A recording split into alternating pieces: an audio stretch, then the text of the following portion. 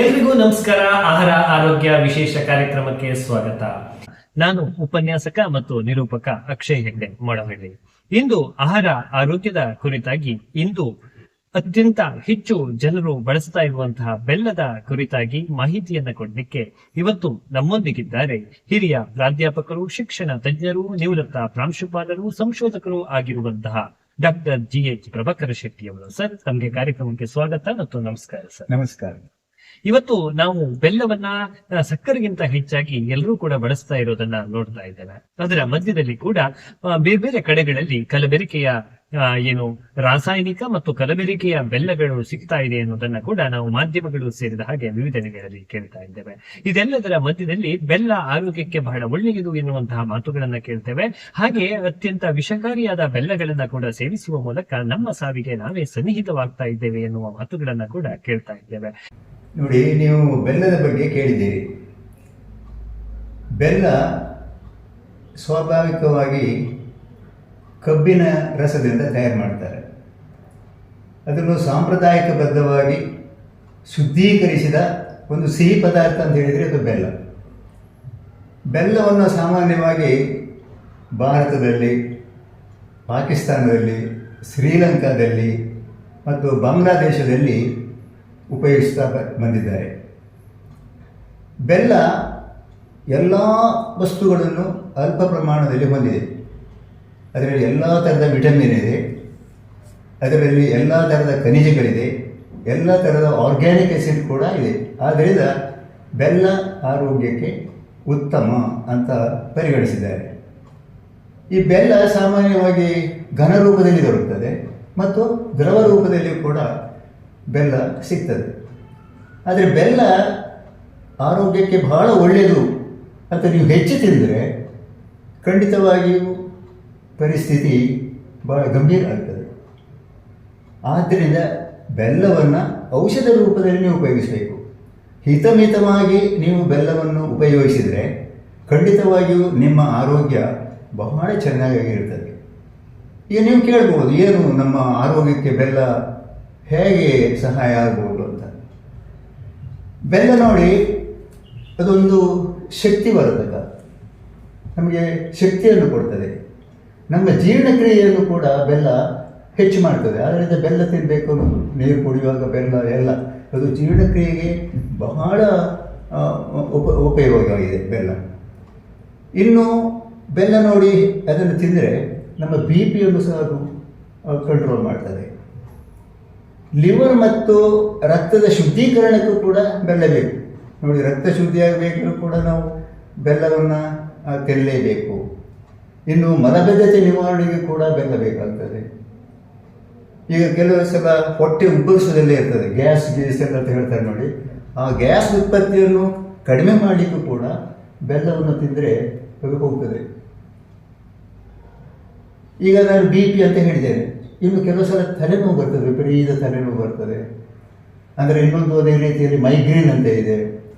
ಇದರ ನಿವಾರಣೆಗೂ ಕೂಡ ಬೆಲ್ಲ ಬಹಳ ಒಳ್ಳೆಯದಾಗಿದೆ. ಬೆಲ್ಲ ನಾವು ಪ್ರಾಯ ಆದಮೇಲೆ ನೋಡಿ, ನಮಗೆಲ್ಲ ಪ್ರಾಯ ಆದಮೇಲೆ ಚರ್ಮ ಸೊಕ್ಕು ಕಟ್ಟುದಂತ ಇರ್ತದೆ. ಕೆಲವರಿಗೆ ನೋಡಿ, ಏಜ್ ಆಗದೆ ಇದ್ರೂ ಕೂಡ ಚರ್ಮ ಎಲ್ಲ ಸೊಕ್ಕು ಗಟ್ಟಿರ್ತದೆ. ಬೆಲ್ಲ ತಿಂದರೆ ಆ ಸೊಕ್ಕುಗಟ್ಟು ಹೋಗ್ತದೆ. ಅಂದರೆ ರಕ್ತ ಅಲ್ಲಿ ಶುದ್ಧೀಕರಣ ಆಗ್ತದೆ. ಈ ನರಮಂಡಲವನ್ನು ಪ್ರಚೋದಿಸಲಿಕ್ಕೂ ಕೂಡ ಬೆಲ್ಲ ಬೇಕಾಗ್ತದೆ. ಅಲ್ಲದೆ ಇದು ರೋಗ ನಿರೋಧಕ ಶಕ್ತಿಯನ್ನು ಕೂಡ ಹೆಚ್ಚು ಮಾಡ್ತದೆ. ಇನ್ನು ಆಯುರ್ವೇದದಲ್ಲಿ ಬೆಲ್ಲವನ್ನು ಶೀತ, ಕೆಮ್ಮ, ಕಫ ಮತ್ತು ಆಸ್ತಮ, ಶ್ವಾಸಕೋಶಕ್ಕೆ ಸಂಬಂಧಪಟ್ಟಂತಹ ರೋಗ, ಇದೆಲ್ಲ ನಿವಾರಣೆಗೆ ಅವರು ಔಷಧವಾಗಿ ಉಪಯೋಗಿಸ್ತಾರೆ. ಆದರೆ ಈ ವೈಜ್ಞಾನಿಕ ವರದಿ ಮಾತ್ರ ಇದರ ಬಗ್ಗೆ ಬಹಳ ಕಡಿಮೆ ಇದೆ. ಯಾಕಂದರೆ ಇದು ಹಳ್ಳಿಯಲ್ಲಿ ಮಾತ್ರ ಉಪಯೋಗಿಸ್ತಾ ಇದ್ದಾರೆ. ವೈಜ್ಞಾನಿಕ ವರದಿ ಬಹಳ ಕಡಿಮೆ ಇದೆ. ಈಗ ಬೆಲ್ಲ, ನಾನು ಹೇಳಿದೆ ಬೆಲ್ಲ ಎಲ್ಲ ಒಳ್ಳೆಯದು ಅಂತ ನೀವು ಹೇಳಿದ್ರಿ. ಬೆಲ್ಲ ಹೆಚ್ಚು ತಿಂದರೆ ನೋಡಿ, ಹೆಚ್ಚು ತಿಂದರೆ ನೋಡಿ ಬೆಲ್ಲದಲ್ಲಿ ಕ್ಯಾಲೋರೀಸ್ ಹೆಚ್ಚಿರ್ತದೆ. ಕ್ಯಾಲೋರಿ ಅಂತ ಕೇಳಿದ್ರೆ ನೀವು ಅದರಲ್ಲಿ ಆ ಬೆಲ್ಲದಲ್ಲಿ ಹೈಯೆಸ್ಟ್ ಕ್ಯಾಲೋರಿ ಇರ್ತದೆ. ಮತ್ತು ಬೆಲ್ಲ ಅತಿ ಸಿಹಿ. ಸರ್, ಸಿಹಿ ಅನ್ನುವಾಗ ಈಗ ಮಧುಮೇಹಕ್ಕೆ ಸಕ್ಕರೆ ಕಾರಣ ಆಗುತ್ತೆ, ಬೆಲ್ಲದಿಂದ ಬರೋದಿಲ್ಲ. ನಾನು ಹೇಳ್ತೇನೆ, ಅದು ಸಿಹಿ. ಅದರಲ್ಲಿ ಸುಕ್ರೋಸ್ ಅಂತ ಇರ್ತದೆ. ಅದು ನ್ಯಾಚುರಲ್ ಸುಕ್ರೋಸ್. ಅದು ನಮಗೆ ಏನು ಮಾಡೋದಿಲ್ಲ. ಅದು ಅತಿಯಾಗಿ ತಿಂದರೆ ನಿಮಗೆ ಯಾವುದೂ ಅಷ್ಟೇ ಅಮೃತವೂ ಕೂಡ ವಿಷ ಆಗ್ತದೆ. ಅರ್ಥ ಆಯ್ತಾ ನಿಮಗೆ? ಈಗ ಅದಕ್ಕೋಸ್ಕರ ಬೆಲ್ಲವನ್ನು ಹೆಚ್ಚಿಗೆ ನೀವು ತಿನ್ನಬಾರ್ದು.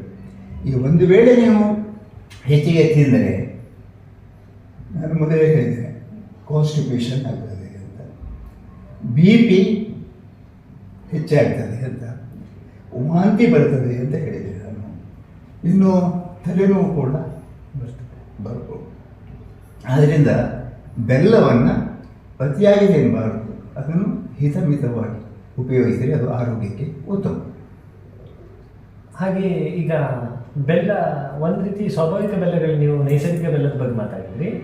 ಇನ್ನು ಕೆಲವೊಂದು ರಾಸಾಯನಿಕಯುಕ್ತ ಬೆಲ್ಲಗಳನ್ನು ಕೂಡ ನಾವು ನೋಡ್ತೇವೆ. ಅದನ್ನು ಐಡೆಂಟಿಫೈ ಮಾಡಲಿಕ್ಕೆ ಸೈಂಟಿಫಿಕ್ ಆಗಿ ಯಾವುದಾದ್ರೂ ಒಂದು ಟೆಸ್ಟ್ ಏನಾದರೂ ಇದೆಯಾ, ಅದನ್ನು ಫೈಂಡ್ ಔಟ್ ಮಾಡೋದು ಹೇಗೆ ಸರ್? ಖಂಡಿತ.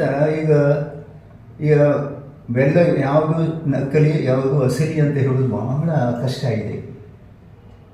ಯಾಕಂತ ಹೇಳಿದರೆ ಆ ಬಣ್ಣ ಯಾವ ರೀತಿಯಲ್ಲಿ ನಕಲಿ ಯಾವುದು ಅಸಲಿ ಅಂತ ಹೇಳೋದನ್ನು ಕೆಲವು ನೋಡಿ, ಅದರ ಬಣ್ಣ ನೋಡು. ನೀವು ಅಂಗಡಿಗೆ ಹೋದರೆ ನೀವು ಬೆಲ್ಲ ಬಣ್ಣದ ನೋಡ್ಬೋದಲ್ಲ ನೀವು. ಆ ಬಣ್ಣ ನೋಡುವಾಗ ಬಣ್ಣ ಹೇಗಿರಬೇಕು ಬೆಲ್ಲದ್ದು? ಡಾರ್ಕ್ ಬ್ರೌನ್, ಕಪ್ಪು ಮಿಶ್ರಿತ ಬ್ರೌನ್ ಆಗಿರಬೇಕು, ಕಂದು ಬಣ್ಣ ಇರಬೇಕು. ಕೆಲವು ಅಂಗಡಿಯಲ್ಲಿ ಹೋಗಿ ನೋಡಿ, ಅದು ಎಲ್ಲೋ ಆಗಿರ್ತದೆ, ಹಳದಿ ಬಣ್ಣ ನೋಡಿದ್ದೀರಾ? ಸ್ವಲ್ಪ ಬೆಳ್ಳಗಿರ್ತದೆ.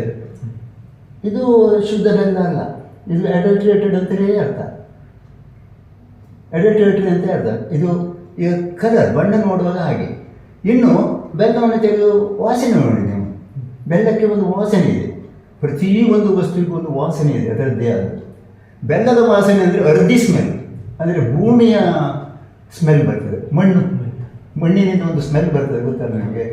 ಅದು ಅರ್ಧಿ ಸ್ಮೆಲ್ ಅಂತ ಹೇಳೋದು. ಅಥವಾ ಮೊಲಾಸಸ್ ಅಂತ ಇದೆ, ಬೆಲ್ಲ ಮಾಡುವಾಗ ಮೇಲೆ ತೆಗೆದ ನೋಡಿ ನೊರೆ ನೊರೆ ಬರ್ತದೆ, ಆ ಸ್ಮೆಲ್ ಇದ್ದರೆ ಮಾತ್ರ ಅದು ಶುದ್ಧವಾದ ಬೆಲ್ಲ.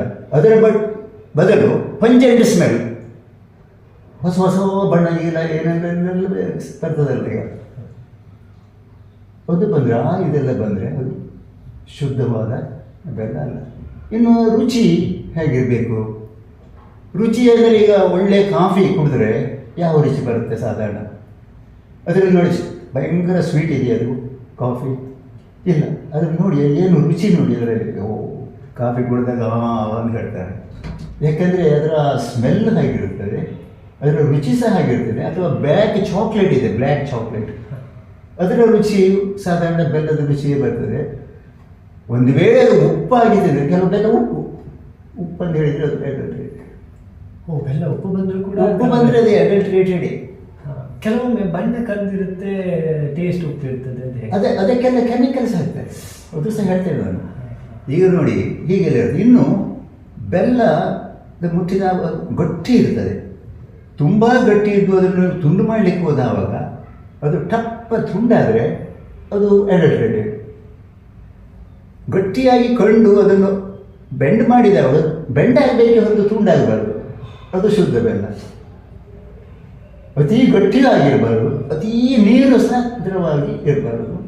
ಇನ್ನು ಬೆಲ್ಲ ಪೌಡರ್ ಆಗಿರ್ತದೆ, ಪೌಡರ್ ಅಂತ ಕೆಲವು ಜನ ಹೇಳ್ತಾರೆ, ಬೆಸ್ಟ್ ಬೆಲ್ಲ ತಗೊಂಡು ಹೋಗಿ ಅಂತ ಹೇಳ್ತಾರೆ. ಆ್ಯಕ್ಚುಲಿ ಅದು ಮೋಸ್ಟ್ ಯೂಸ್ಲೆಸ್ ಬೆಲ್ಲ ಭಾಗ. ಪೌಡರ್ ಒಳ್ಳೆ ಇದು ಬೇಗ ಕರಗ್ತದೆ, ಇದು ಮಾಡ್ಬೋದು ಅಂತ ಹೇಳ್ತಾರೆ. ಹಾಗೆ ಮಾಡ್ಬೋದು, ಅದು ಸಹ ಸರಿಯಲ್ಲ.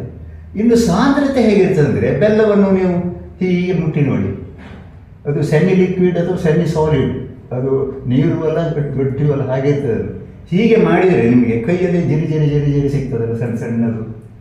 ಅದರ ಸಾಂದ್ರತೆ ಇರಬೇಕು, ಸಾಂದ್ರತೆ ಇರಬೇಕು, ಏಕತೆ ಇರಬೇಕು. ಅಂದರೆ ಎಲ್ಲ ಹರಳುಗಳು ಒಂದೇ ಥರ ಆಗಿದ್ದರೆ ಮಾತ್ರ ಅದು ಶುದ್ಧ ಬೆಲ್ಲ. ಇಲ್ಲಿರೋದು ಅಡಲ್ಟ್ರೇಟೆಡ್, ಮಿಕ್ಸ್ ಮಾಡಿದ್ದಾರೆ ಅಂತ. ಇನ್ನೂ ಸಹ ಉಂಟು, ನೀವು ಕೇಳಿದ್ರೆ ಹೇಗೆ ಸ್ಟೋರೇಜ್ ಮಾಡೋದು ಅಂತ. ಈಗ ವೈಜ್ಞಾನಿಕ ದೃಷ್ಟಿಯಲ್ಲಿ ಈಗ ಏನಾಗಿದೆ ಅಂತ ಹೇಳಿದರೆ, ಬೆಲ್ಲದ ಬೇಡಿಕೆ ಹೆಚ್ಚಾಯಿತು, ಕಬ್ಬು ಬೆಳೆಯುವರಿಗೆ ಕಡಿಮೆ ಆಗಿದೆ, ಗೊತ್ತಲ್ಲ ನಿಮಗೀಗ. ಬೇಡಿಕೆಯನ್ನು ಪೂರೈಸಲಿಕ್ಕೆ ಇವರಿಗೆ ಆಗೋದಿಲ್ಲ, ಈ ಗ್ರಾಹಕರ ಬೇಡಿಕೆಯನ್ನು ಪೂರೈಸಲಿಕ್ಕೆ ಅಂಗಡಿಯವರಿಗೆ ಆಗೋದಿಲ್ಲ. ಅದಕ್ಕೆ ಏನು ಮಾಡ್ತಾರೆ ಅವರು? ಬೆಲ್ಲ ತಯಾರಾಗೋದು ಇಷ್ಟೇ, ಅದರ ಕ್ವಾಂಟಿಟಿಯನ್ನು ಪ್ರಮಾಣವನ್ನು ಹೆಚ್ಚು ಮಾಡ್ತಾರೆ. ಹೇಗೆ? ಮಿಕ್ಸ್ ಅದಕ್ಕೆ ಏನು ನೋಡಿ, ಚಾಕ್ ಪೌಡರ್ ಅಂತ. ಚಾಕ್ ಪೌಡರ್, ಸುಣ್ಣದ ಪುಡಿ ಇದೆಯಲ್ಲ, ಕ್ಯಾಲ್ಸಿಯಂ ಕಾರ್ಬನೇಟನ್ನು ಹಾಕ್ತಾರೆ, ಸೋಡಿಯಂ ಬೈಕಾರ್ಬನೇಟನ್ನು ಹಾಕ್ತಾರೆ. ಅಂದರೆ ಅದಕ್ಕೆ ಹೇಳ್ತಾರೆ ಅಡಿಗೆ ಉಪ್ಪು ಅಂತ ಹೇಳ್ತಾರೆ ನೋಡಿ, ಗೊತ್ತಾಯ್ತಲ್ಲ. ಈಗ ಅಡುಗೆಯಲ್ಲಿ ಎಲ್ಲವನ್ನೂ ಅದನ್ನೇ ಹಾಕ್ತಾರೆ.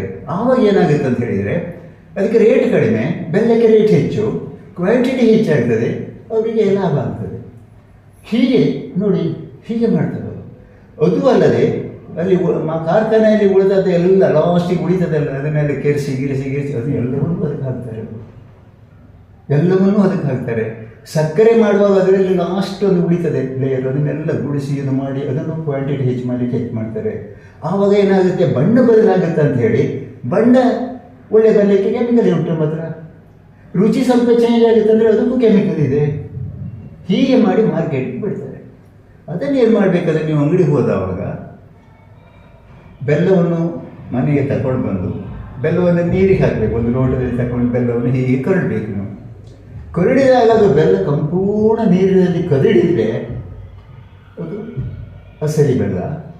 ಒಂದು ವೇಳೆ ಹೀಗೆ ಬಿಟ್ಟರೆ ಅಲ್ಲಿ ಅಡಿ ನಿಲ್ತದೆ ನೋಡಿ, ಜರಿ ಎಲ್ಲ ಕಸ ದೊಡ್ಡ ದೊಡ್ಡ ಕಾಳುಗಳೆಲ್ಲ ನಿಲ್ತದೆ, ಅದು ಶುದ್ಧ ಬೆಲ್ಲ ಅಲ್ಲ. ಇನ್ನು ಹೈಡ್ರೋಕ್ಲೋರಿಕ್ ಆಮ್ಲ ಅಂತ ಕೇಳಿದ್ದೇನೆ ನೀವು, HCl ಅಂತ ಹೇಳ್ತಾರೆ. ಅದನ್ನು ಈ ಬೆಲ್ಲದ ಇದರಲ್ಲಿ ಹಾಕಿ ನೀರಿಗೆ ಹಾಕಿ HCl ಹಾಕಿದವಾಗ ಏನಾಗುತ್ತದೆ, ಬುಜು ಬುಜು ಬುಜು ನೊರೆ ಬರ್ತದೆ. ಅಂದರೆ ಅಲ್ಲಿ ಕ್ಯಾಲ್ಸಿಯಂ ಕಾರ್ಬನೇಟ್ ಸುಣ್ಣ, ಹಾಗಾಗಿ ನೊಗೆ ಬರುವುದು ನೋಡಿ. ಸುಣ್ಣಕ್ಕೆ ಇದಕ್ಕೆ ನೀರು ಹಾಕಿ ಕೂಡ ನೀರು ಬರೋದಿಲ್ಲ, ಆ ರೀತಿ. ಇದು ಶುದ್ಧ ಬೆಲ್ಲ ಅಲ್ಲ, ಶುದ್ಧ ಬೆಲ್ಲ ಅಲ್ಲ. ಇನ್ನು ಅಯೋಡಿನ್ ಅಂತ ಒಂದಿದೆ, ಎಲ್ಲರಿಗೆ ಹಳ್ಳಿಯವರಿಗೆ ಅದು ಗೊತ್ತಾಗುವುದಿಲ್ಲ. ಈ ಟೆಸ್ಟ್ ಸಾಕು, ಹಾಕಿದರೆ ಬೆಲ್ಲ ಕಪ್ಪಾಗ್ತದೆ, ಇದು ಅಶುದ್ಧ ಬೆಲ್ಲ. ಆದ್ದರಿಂದ ನೀವು ಅಂಗಡಿಗೆ ಹೋದರೆ ಬೆಲ್ಲ ಕಲರೆಲ್ಲ ನೋಡಬೇಕು, ರುಚಿ ನೋಡಲಿಕ್ಕೆ ಅವ್ರು ಕೊಡ್ತಾರೆ ಅಂತ ನನಗೆ ಗೊತ್ತಿಲ್ಲ. ಕೊಟ್ಟರೆ ಅದು ರುಚಿ ನೋಡೋದು ಸಹ ಒಳ್ಳೆಯದು. ಇಲ್ಲದಿದ್ದರೆ ಮನೆಗೆ ತಂದು ಅದು ಶುದ್ಧವೋ ಅಶುದ್ಧವೋ ಅಂತ ನೀವು ನೋಡೋದು ಒಳ್ಳೆಯದು. ನೋಡಿ ನಿಮ್ಮ ಆರೋಗ್ಯವನ್ನು ನೀವು ಕಾಪಾಡಿಕೊಳ್ಬೇಕು. ಬೆಲ್ಲವೇ ಶ್ರೇಷ್ಠ ಅಂತ ನೀವು ಬೆಲ್ಲವನ್ನು ಅತಿಯಾಗಿ ತಿನ್ನಲಿಕ್ಕೆ ಹೋಗಬೇಡಿ. ಅತಿಯಾದರೆ ಅಮೃತವು ವಿಷ ಅನ್ನುವ ಹಾಗೆ ಬೆಲ್ಲ, ಅದರಲ್ಲೂ ಪ್ರಕೃತಿ ಸಹಜವಾದ ಬೆಲ್ಲ ಆರೋಗ್ಯಕ್ಕೆ ಅತಿ ಉಪಯುಕ್ತವಾದರೆ, ಅದೇ ಏನು ರಾಸಾಯನಿಕ ಯುಕ್ತ ಬೆಲ್ಲವನ್ನು ಅತಿಯಾಗಿ ಸೇವಿಸಿದರೆ ಅದು ಜೀವನಕ್ಕೆ ಮಾರಕವಾಗುತ್ತೆ. ಮತ್ತು ಅದನ್ನು ಯಾವುದು ಅಸಲಿ ಬೆಲ್ಲ, ಯಾವುದು ನಕಲಿ ಬೆಲ್ಲ ಅನ್ನೋದನ್ನು ಹೇಗೆ ನಾವು ಫೈಂಡ್ ಔಟ್ ಮಾಡಬೇಕು, ಪರೀಕ್ಷಿಸಬೇಕು ಅನ್ನೋದನ್ನು ಬಹಳ ಚೆನ್ನಾಗಿ ವಿಸ್ತಾರವಾಗಿ ಡಾಕ್ಟರ್ ಪ್ರಭಾಕರ್ ಶೆಟ್ಟಿಯವರು ನಮಗೆ ತಿಳಿಸಿಕೊಟ್ಟಿದ್ದಾರೆ. ಈ ಮೂಲಕ ನಾವು ಏನು ನಿಸರ್ಗ ದತ್ತವಾದಂತಹ ಬೆಲ್ಲವನ್ನೇ ಹೆಚ್ಚು ಸೇವಿಸುವ ಮೂಲಕ ನಮ್ಮೆಲ್ಲರ ಆರೋಗ್ಯವನ್ನು ಕಾಪಿಟ್ಟುಕೊಳ್ಳೋಣ ಅಂತ ಹೇಳ್ತಾ ಇನ್ನೊಂದು ವಿಚಾರದೊಂದಿಗೆ ಮತ್ತೆ ಭೇಟಿಯಾಗುವ ಇಲ್ಲಿಗೆ ಈ ಸಂಚಿಕೆಯನ್ನು ಮುಗಿಸ್ತಾ ಇದ್ದೀವಿ. ನಮಸ್ಕಾರ.